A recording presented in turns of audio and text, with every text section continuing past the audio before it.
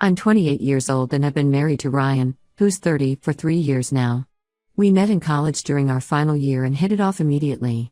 Ryan was studying engineering, and I was pursuing a degree in marketing.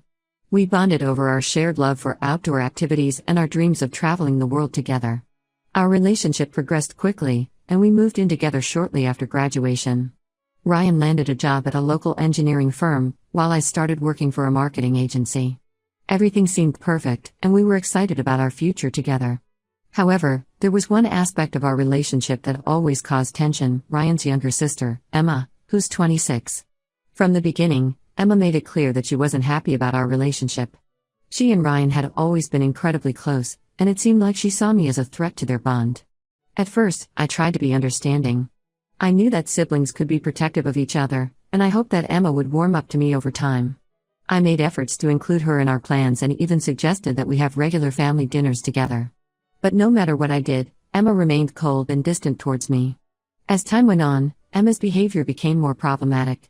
She would often call Ryan late at night, claiming she needed his help with something urgent. More often than not, these emergencies turned out to be minor issues that she could have easily handled on her own. Ryan, being the caring brother he is, would always rush to her aid, even if it meant canceling our plans. When Ryan and I got engaged, Emma's attitude worsened. She constantly made snide remarks about how I wasn't good enough for her brother and how he could do better. She would reminisce about Ryan's ex-girlfriends in front of me, subtly suggesting that they were a better fit for him. These comments hurt, but I tried not to let them get to me. Our wedding day should have been the happiest day of our lives, but Emma found ways to make it about her. She gave a speech that was more about her relationship with Ryan than about our marriage. She barely mentioned me and spent most of the time talking about their childhood memories. It was uncomfortable for everyone present, but Ryan brushed it off, saying she was just emotional about her big brother getting married. After we got married, I hoped things would improve. I thought that once Emma saw how happy Ryan was, she would accept our relationship. But if anything, her behavior became even more possessive. She would show up at our house unannounced, often when Ryan was at work, claiming she needed to check on her brother. Despite these issues, Ryan and I managed to build a good life together. We both advanced in our careers, bought a house, and started talking about having children. But Emma was always there, lurking in the background, ready to insert herself into our lives at any moment. About 2 months ago, I had to undergo major surgery. It was a procedure I'd been putting off for years, but my doctor insisted it couldn't wait any longer. The surgery itself went well, but the recovery period was tough. I was bedridden for several weeks and needed a lot of help with daily tasks. Ryan was supportive at first. He took time off work to help me recover, even though I told him it wasn't necessary. I appreciated his care, but I also knew it was putting a strain on his job. His boss wasn't thrilled about him taking so much time off, especially since they were in the middle of a big project. It was during this time that Emma started to become more present in our lives again. At first, she offered to help with my recovery, which surprised me. I thought maybe she was finally warming up to me. But it quickly became clear that her real intention was to spend more time with Ryan. She started coming over every day, ostensibly to help but mostly just to talk to Ryan. She would sit with him for hours, reminiscing about their childhood and talking about their family. I often felt left out of these conversations, stuck in bed while they chatted in the living room. As the weeks went by, I noticed Ryan starting to act distant. He wouldn't talk to me as much and was constantly texting on his phone. When I asked him about it, he said Emma was going through a tough time and needed his support. Apparently, she had recently broken up with her boyfriend and was struggling to cope. I tried to be understanding, but it was hard not to feel frustrated. Here I was, recovering from major surgery, and my husband seemed more concerned about his sister's breakup than my well-being. Things came to a head when Ryan told me he was considering quitting his job. I was shocked. He had always loved his work and was on track for a promotion. When I asked him why he would even consider such a drastic move, he explained that Emma had suggested he leave his job and move in with her for a while. According to Ryan, Emma was struggling financially after her breakup and needed help paying her rent. She had convinced him that he could use this time to clear his head and figure out what he really wanted to do with his life. I couldn't believe what I was hearing. It seemed like Emma had completely manipulated the situation to her advantage. I tried to reason with Ryan. I reminded him of how hard he had worked to get where he was in his career. I pointed out that Emma was an adult and should be able to manage her own finances. But Ryan was adamant that his sister needed him. Our argument that night was intense. I felt like I was losing my husband to his sister's manipulations. Ryan accused me of being unsupportive and selfish, not understanding the importance of family. I couldn't believe he was saying these things to me, especially when I was still recovering from surgery. As I lay in bed that night, unable to sleep, I realized that our marriage was in serious trouble. Emma had always been a problem, but now she had driven a wedge between us that I wasn't sure we could overcome. I felt alone and scared, unsure of what the future held for us. Update 1. After my initial post, I took some time to reflect on the situation and gather my thoughts.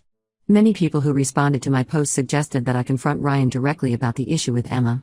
I knew they were right. We needed to have an honest conversation about what was happening to our marriage. I waited until I was feeling a bit stronger physically before initiating the conversation. One evening, after Ryan came home from work, I asked him to sit down with me.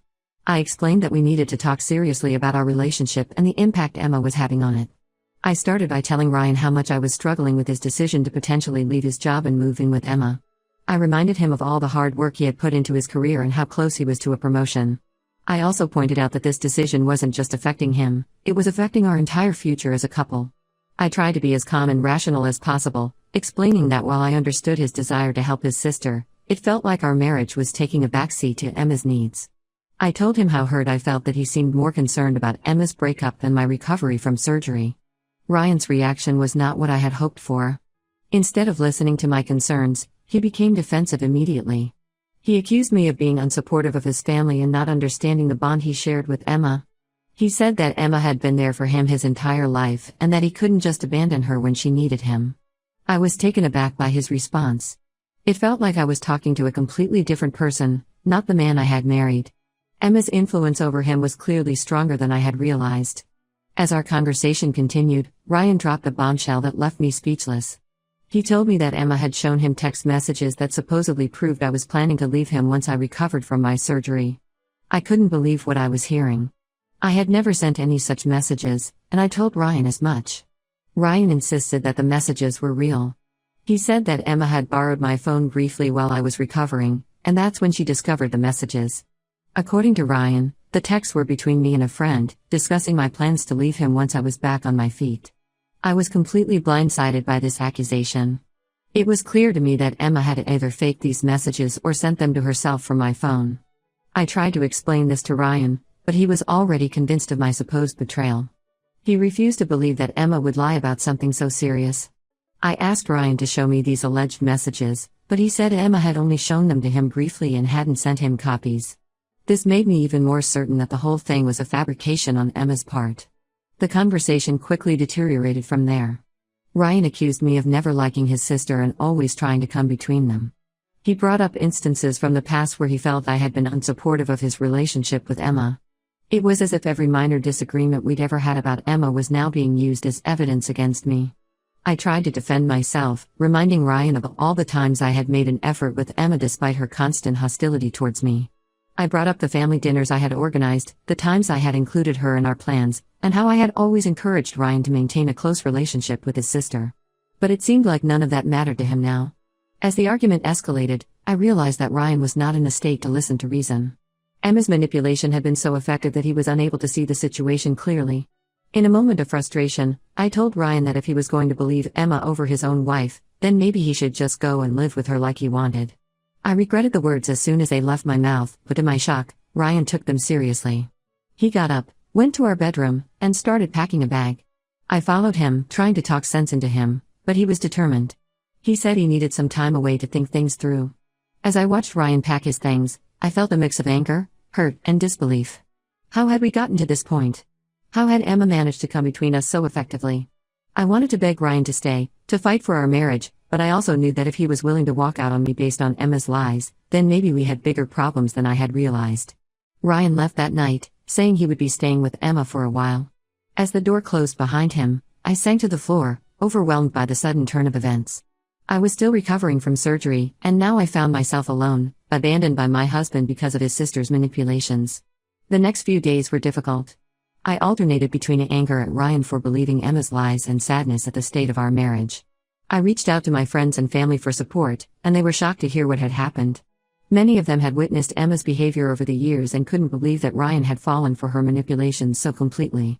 I considered reaching out to Ryan, but every time I picked up my phone to call or text him, I stopped myself. I realized that until he was willing to see Emma's behavior for what it was, any attempt at reconciliation would be futile. As I focused on my physical recovery, I also started to think about what this meant for the future of our marriage. I had always known that Emma was a problem, but I never imagined she would be able to drive us apart like this. I began to question whether Ryan and I could ever have a healthy relationship as long as Emma was in the picture. Update 2: It had been a few weeks since Ryan left to live with Emma, and the situation had only become more complicated. I was still trying to process everything that had happened when I received an unexpected call from Adam, Ryan's best friend since high school. Adam and I had always gotten along well. He was one of the few people who seemed to understand the issues with Emma and had often acted as a mediator between Ryan and me when conflicts arose. When I saw his name on my phone screen, I felt a mix of relief and apprehension. As soon as I answered, I could tell that Adam was concerned. He had heard about what happened from Ryan, but he felt like he wasn't getting the full story. Adam told me that Emma had been spreading rumors within their friend group, claiming that I had been cheating on Ryan, and that's why I had planned to leave him after my surgery. I was furious when I heard this. Not only had Emma faked text messages, but now she was actively trying to ruin my reputation among our friends. I explained everything to Adam: the surgery, Emma's increasing presence in our lives, the fake texts, and Ryan's decision to leave. Adam listened patiently, and I could tell he was troubled by what he was hearing. Adam confided in me that he had always found Emma's relationship with Ryan to be uncomfortably close, but he never thought she would go this far. He promised to talk to Ryan and try to make him see reason. I appreciated Adam's support, but I wasn't sure if it would make a difference at this point. A few days after my conversation with Adam, I was surprised to find Ryan at my door. He looked tired and conflicted. He told me that Adam had spoken to him, and it had made him start questioning some things. Ryan admitted that certain aspects of Emma's story didn't add up, particularly the alleged text messages that he now couldn't seem to find on Emma's phone. As we talked, I could see that Ryan was struggling to reconcile his loyalty to Emma with the growing realization that she might have been manipulating him.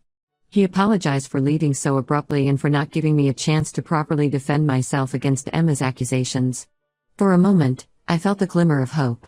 Maybe Ryan was finally seeing Emma's behavior for what it was. Maybe we could start to rebuild our relationship. But just as we were beginning to have a real conversation, our discussion was interrupted by Emma herself. Emma burst into the house, clearly agitated. She accused me of trying to manipulate Ryan and turn him against her.